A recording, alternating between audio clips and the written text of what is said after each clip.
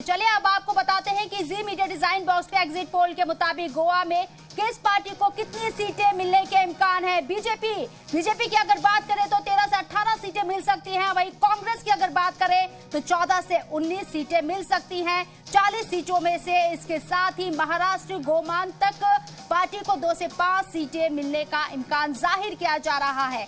आम आदमी पार्टी को 1 से 3 सीट मिल सकती है। 2017 में जिस आम आदमी पार्टी ने खाता भी नहीं खोला था, लेकिन इस बार जी मीडिया और डिजाइन बॉक्स का एग्जिट पोल बताता है कि आम आदमी पार्टी को 1 से 3 सीट हासिल हो सकती है। इस बात का इम्कान जाहिर किया जा रहा है, जबकि दीगर के हिस्से में 1 से 3 सीट आने का भी इम्कान है। यानी कि एक बार फिर से बात करें अगर कांग्रेस की, तो कांग्रेस सबसे बड़ी पार्टी बनकर उभरती हुई गोवा के अंदर एग्जिट पोल के मुताबिक नजर आ रही है। 14 से 19 सीटें कांग्रेस को मिल सकती हैं गोवा में।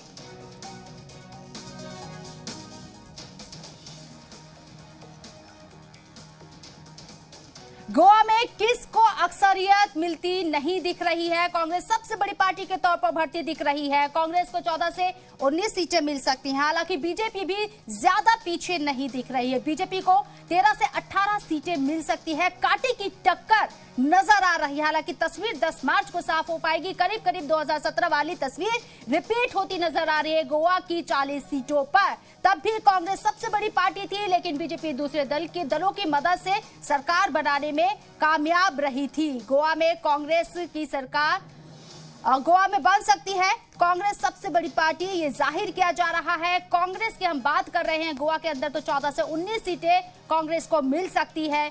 वहीं बीजेपी को 13 से 18 सीटें मिलने की उम्मीद है।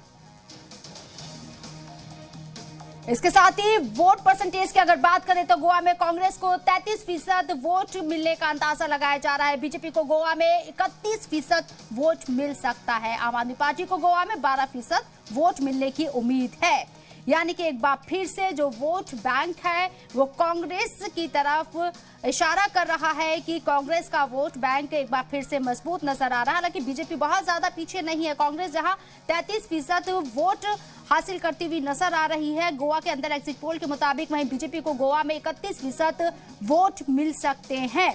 आम आदमी पार्टी के लिए जहां कुछ खोने के लिए नहीं था, वहीं अगर 1 से 3 सीटें आम आदमी पार्टी को मिल जाती है तो ये भी आम आदमी पार्टी के लिए अचीवमेंट के तौर पर देखा जाएगा, क्योंकि आम आदमी पार्टी ने 2017 में खाता भी नहीं खोला था, लेकिन आपको गोवा के अंदर 12% वोट मिलने की उम्मीद जाहिर की जा रही है।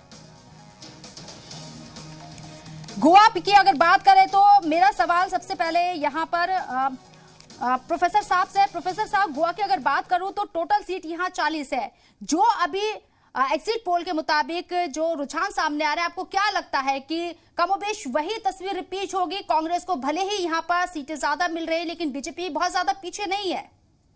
देखिए, अगर गोवा की स्थिति में जो सरकार बनी उसी तरह से मणिपुर में बनी थी, और ये दोनों ही छोटे राज्य हैं और सीटें भी बहुत 40 है, एक जगह आप देख रहे हैं 60 है। तो यहाँ पर जो पार्टियां हैं चुनाव कैंपेनिंग करने में और मुद्दों को उठाने में और वहाँ पहुँच होने में वोटर तक एक बहुत बड़ी उनके लिए सहूलियत होती है।